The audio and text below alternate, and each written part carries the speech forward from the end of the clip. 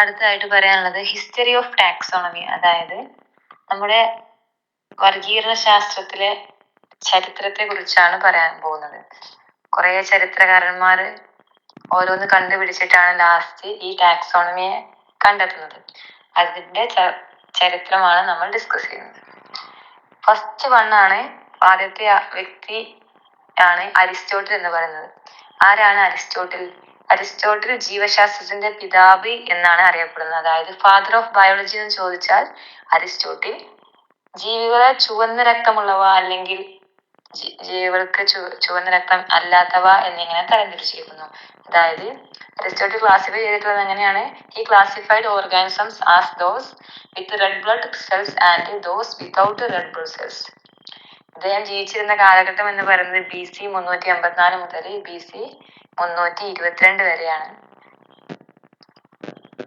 ഇയാളാണ് ആദ്യമായിട്ട് ടാക്സോണമി അല്ലെങ്കിൽ വർഗീകരണത്തെ ക്ലാസിഫിക്കേഷന് തുടക്കം കുറിച്ചത്.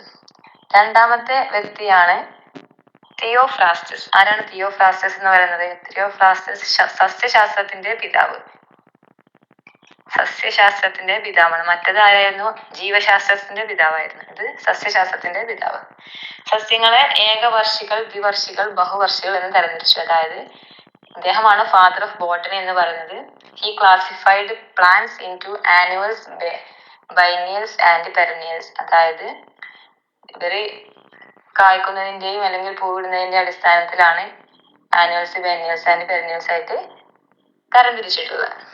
ഇദ്ദേഹം ജീവിച്ചിരുന്ന കാലഘട്ടമാണ് BC 371 മുതൽ 287 വരെ. ഇതാണ് അദ്ദേഹത്തിന്റെ ഫോട്ടോ. സസ്യശാസ്ത്രത്തിന്റെ പിതാവ്. അടുത്തതായിട്ട് വർഗീകരിച്ച ആളുടെ പേരാണ് Charaka. Charaka the father of Ayurveda, അതായത് ആയുർവേദത്തിന്റെ പിതാവ് എന്നാണ് അറിയപ്പെടുന്നത്. ഇദ്ദേഹം ഇന്ത്യക്കാരനാണ് Charaka. He wrote the treatise Charaka Samhita by including in it around 200 plants and animals. അതായത് 200ഓളം സസ്യജന്തുജാലങ്ങളെ ഉൾപ്പെടുത്തി ചരക സംഹിത എന്ന ഗ്രന്ഥം വരെ ഇദ്ദേഹം രചിച്ചിട്ടുണ്ട്. ഈ ചരകൻ ജീവിച്ചിരുന്ന കാലഘട്ടമാണ് AD 1-ാം നൂറ്റാണ്ടിലാണ് ഇദ്ദേഹം ജീവിച്ചിരുന്നത്. ആയുർവേദത്തിന്റെ പിതാവ് എന്നാണ് അറിയപ്പെടുന്നത്. മൂന്നാമത്തെ ആളുടെ പേരാണ് ജോൺ റേ. ജോൺ റേ ഇംഗ്ലണ്ടുകാരനാണ്. recorded more than 80,000 plants in the book Historia Generalis Plantarum എന്ന ബുക്കിൽ 18,000-ലധികം സസ്യങ്ങളെ അദ്ദേഹം രേഖപ്പെടുത്തിയിട്ടുണ്ട്. അതേപോലെ സ്പീഷീസ് എന്ന പദം ആദ്യമായിട്ട് ഉപയോഗിച്ച വ്യക്തിയാണ് ആര്? ജോൺ റേ എന്ന് പറയുന്നത്. ജോൺ റേ ജീവിച്ചിരുന്ന കാലഘട്ടമാണ് AD 1627 മുതൽ 1705 വരെ. അടുത്തതായി പറയാൻ പോകുന്ന ചരിത്രകാരനാണ് കാൾ ലിനേഴ്സ്. അതായത് കാൾ ലിനേഴ്സ് സ്വീഡൻകാരനാണ്. Carl Linnaeus father of modern taxonomy ആണ്. അതായത് ആധുനിക വർഗീകരണ ശാസ്ത്രത്തിന്റെ പിതാവ് എന്നറിയപ്പെടുന്നതാണ് ആര്? Carl Linnaeus.